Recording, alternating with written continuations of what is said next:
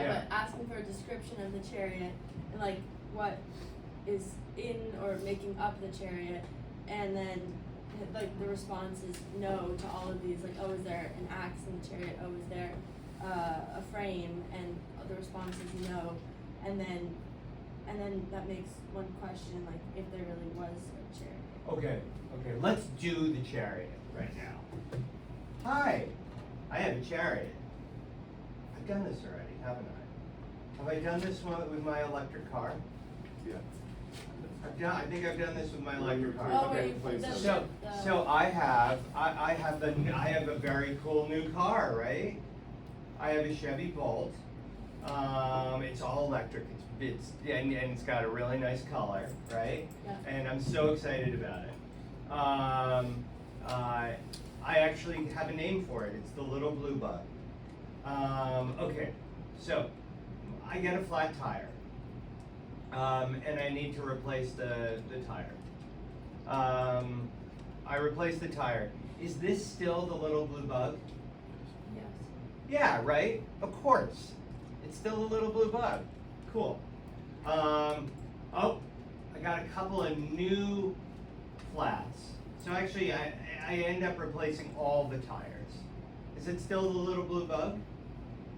Oh, okay. Okay, cool. Now, the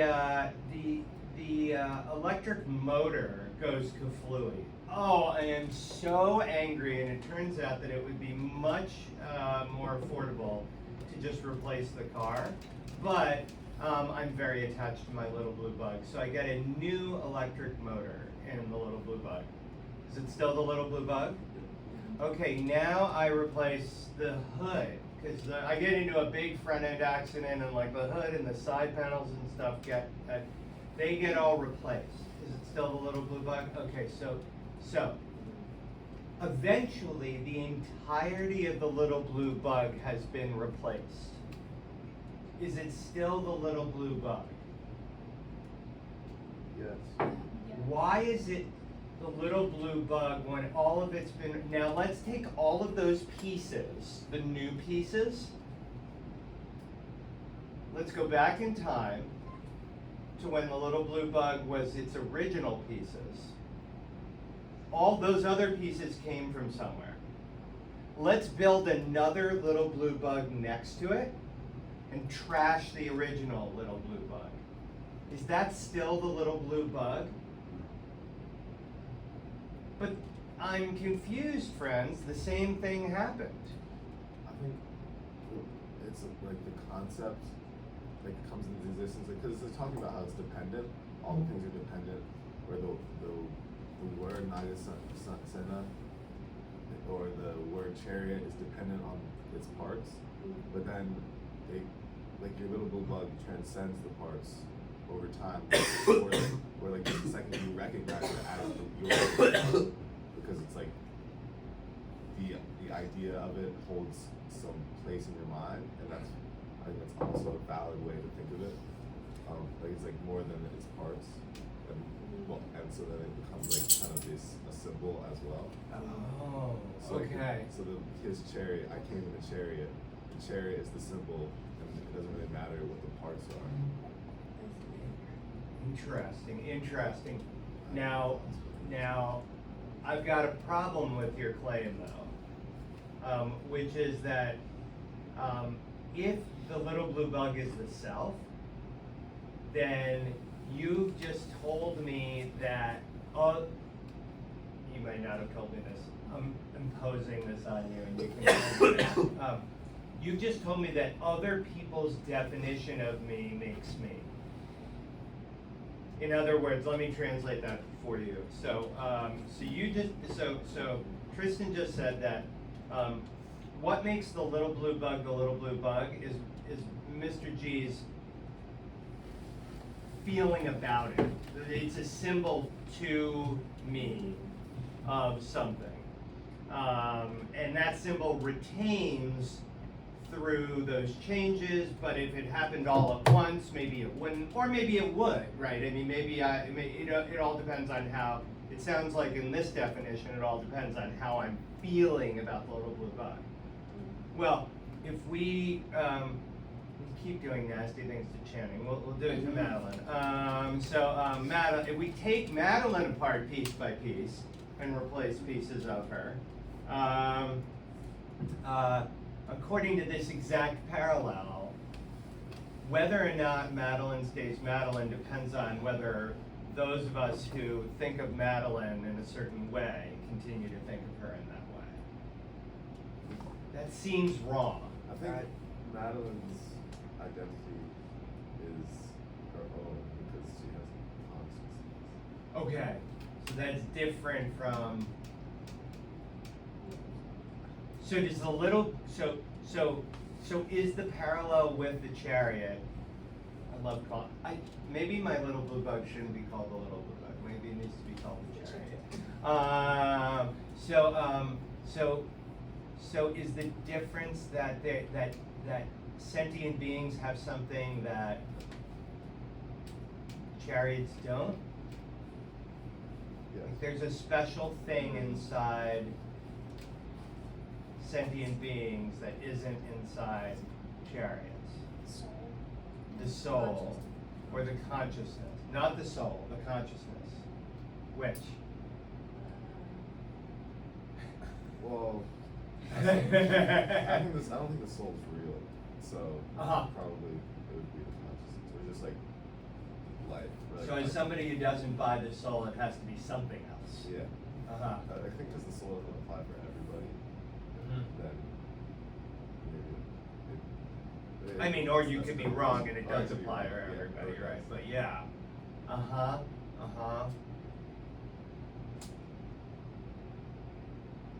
But can we take the soul apart? I mean, why are we talking about the soul as a unitary part of us and not thinking about it as also parts? What's the soul? What is the soul? So we can, for the moment, Because there's so many different definitions. And here, it's one part of defining it is sensation, and then if you define it as sensation, as they prove, it's obviously not real. So, or it's not all everlasting, which is kind of like the whole point of having a soul in a lot of religions. Yeah.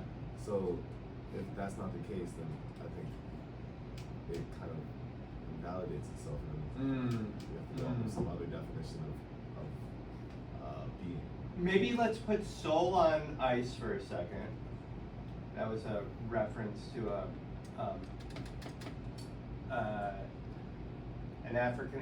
book by African American rights advocate in the 1960s who was talking about mass incarceration, and he spoke about his time in prison, which is being on ice, and he talked about soul, like, hey, I'm a real person, soul on ice. Anyway, that was neither here nor there. That was just me amusing myself with a little unrelated so we're going to put the soul on ice. Let's think about this thing as consciousness, or as like our us. The thing that we want to think of when we say I. The I. Not the I, the I, right? Okay. So the I, let's back up a second. One thing we've learned from the little blue bug is that when you take pieces away and replace them, we're in a little bit of a conundrum about identity vis-a-vis a thing. Now let's make that thing the I, the me, the thing that makes me me. Okay. At any given moment, I am feeling something good. But when I'm feeling something good, I'm not feeling something bad or neutral. When I'm feeling something bad, I'm not feeling something good or neutral. When I'm feeling something neutral, I'm not feeling something good or bad. am I only good feeling at one moment, and only neutral feeling at another moment, and only bad feeling at another moment? I mean, I think according to this text, you are. Mm-hmm. Because, I mean, it talks about, like, how the sensations are transitory or due to causes, subject to decay, disappearance sensation. And I think that, I mean, that's like. Was that your quote? It was the part that I highlighted. Oh, I love that one.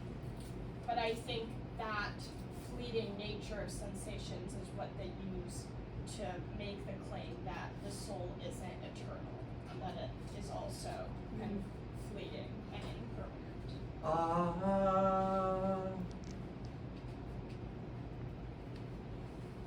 I think the reading just got a little less hard.